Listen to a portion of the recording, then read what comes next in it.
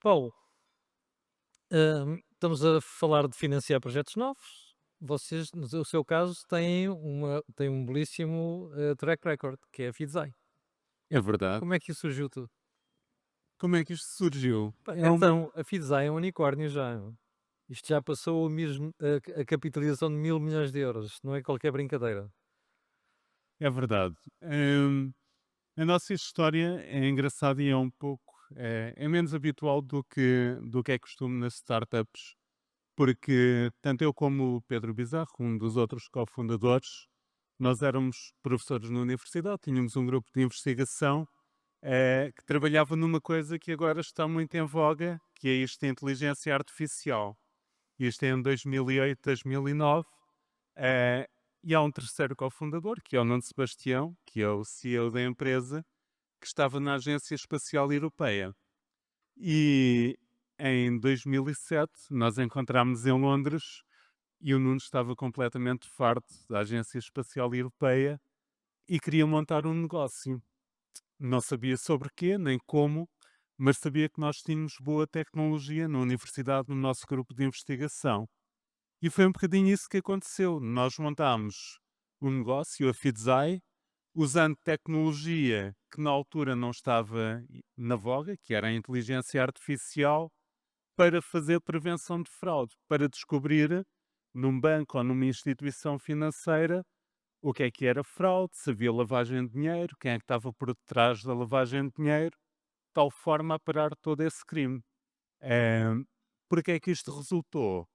Resultou porque, nessa altura, ninguém usava inteligência artificial para fazer isto. O que os bancos faziam era, tinham muitas regrazinhas, tinham muita compliance, mas efetivamente parar fraude era bola, não paravam fraude. E foi um bocadinho essa a E história. tinha que ser quase tudo detectado quase de forma manual. Ó Paulo, numa altura em que isto não estava em voga, como é que convenceram financiadores a apostar no projeto? Foi bastante difícil. Eu posso dizer que nós não começámos por convencer investidores. O que nós fizemos foi colocar todas as nossas poupanças Posso? na nossa vida Isso é um bom na sinal, mano. empresa. Quando nós temos dinheiro nosso num projeto, quer dizer que acreditamos nele. E eu posso dizer que essa nem sequer foi a parte mais difícil, porque quando nós colocamos todas as nossas poupanças lá, é um risco controlado. Nós sabemos o valor que lá estamos a colocar e acreditamos em nós. Pronto, se necessário, reconstruímos tudo. O momento mais difícil em termos de financiamento que eu acho que tivemos foi quando nos pediram para assinar uma letra em branco, em que aí o risco não é controlado. E tanto no meu caso, como no caso do Nuno, nós temos histórias de familiares em que isso correu muito mal e que Todos efetivamente nós conhecemos aqui. destruíram a vida. Então, como é que nós financiamos a empresa? Nós usamos praticamente todos os mecanismos possíveis. Inicialmente, colocámos o nosso próprio dinheiro, todas as nossas poupanças, todo o nosso trabalho ao longo dos anos, mas havia fundos públicos. Na altura havia um programa chamado CRAN, depois existiu o Portugal 2020, e o que é que acontece? Por cada euro que colocávamos lá, do nosso dinheiro, nós conseguimos ir buscar 3 euros de financiamento europeu. Isto não existe em praticamente nenhum outro lado do mundo, ou seja, quando muitas vezes se fala que os Estados Unidos são espetaculares para lançar empresas, reparem, ninguém, quase ninguém, consegue arranjar um mecanismo Um por três. por cada por cada euro só obtém 3. E efetivamente isto permitiu fazer toda a parte inicial de desenvolvimento de Epá, produto. porque é que não há mais casos destes? As pessoas não sabem. Já lá vamos. Eu agora posso dizer porque é que nós levantamos capital de risco. Nós só levantamos capital de risco em 2011, mais ou menos 2011, em, e na verdade a grande razão é que queríamos ir para os Estados Pois, Unidos.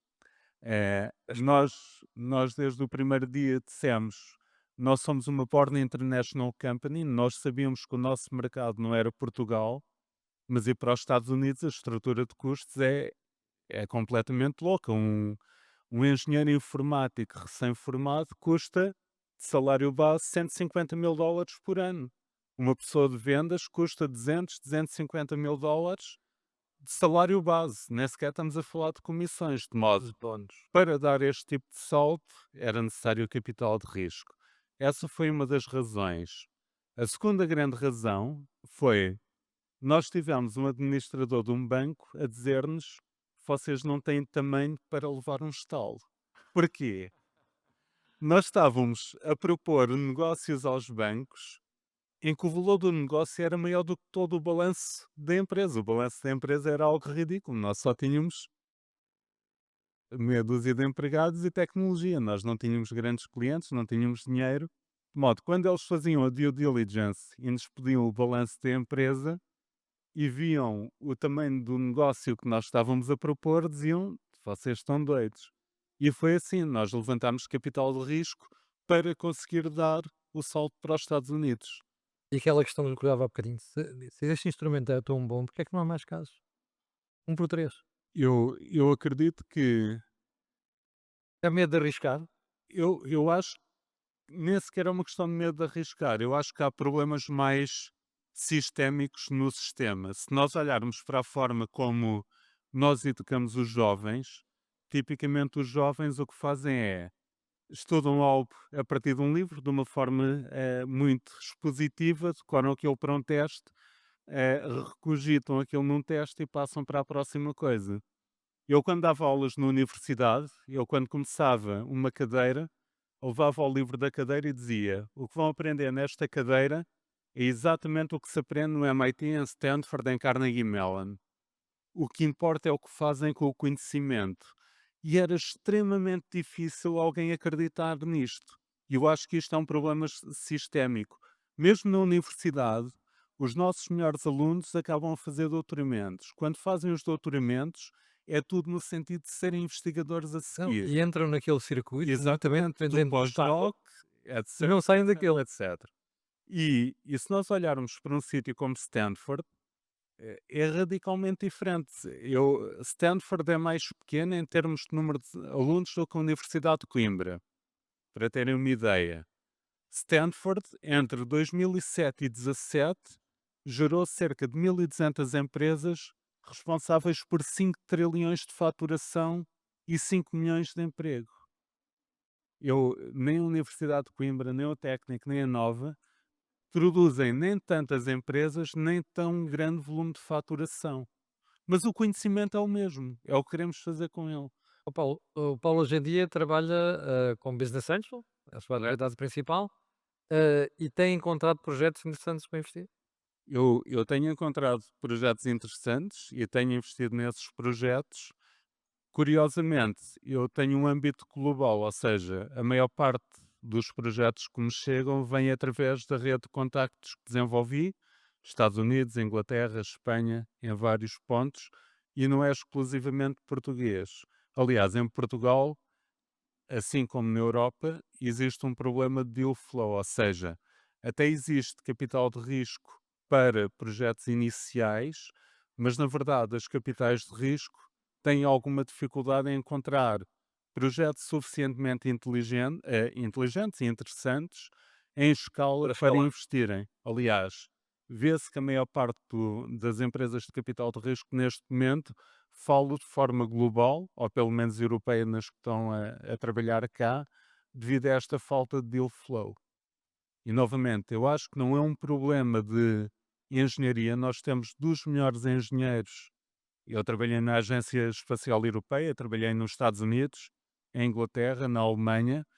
Sempre tivemos dos melhores engenheiros nestas instituições. Isto não é um problema de engenharia, isto é um problema de o que construir e como construir. E eu acho que é isso que se tem de mudar. Paulo, aqui nesta assistência, se alguém tiver projetos ou ideias, alguma área que vocês não aliás, que, do ponto de vista preferencial, vocês, investam? Eu estou a fazer estes investimentos a título individual, ou seja, eu não tenho uma capital de risco, embora pertença. Mas eu falo com Business Angel. Combine-se, não. O que eu posso dizer é, eu invisto em fases muito iniciais do negócio, em que tipicamente existe muito pouco para mostrar. De modo, em grande medida, o que eu avalio é a capacidade da equipa, as pessoas que estão à minha frente e a garra que têm para levar coisas para a frente, preferencialmente pessoas que já tenham passado por muita adversidade e que tenham de alguma forma conseguido vencer essa adversidade, e pessoas que pensem em grande. Ou seja, sempre que alguém me fala, e novamente, capital de risco é muito diferente de outro tipo de investimentos e de outras empresas. Se uma pessoa está a pensar, especialmente no mercado português, ou no mercado ibérico, ou até mesmo no mercado europeu, tipicamente está a pensar demasiado pequeno. Ou seja, uma pessoa, para capital de risco, em geral, tem de ter uma perspectiva global e tem de se comparar com os melhores do mundo nesse aspecto. Muito bem, Paulo, muito obrigado. Depois no fim vai voltar aqui para responder às questões das pessoas. Obrigado.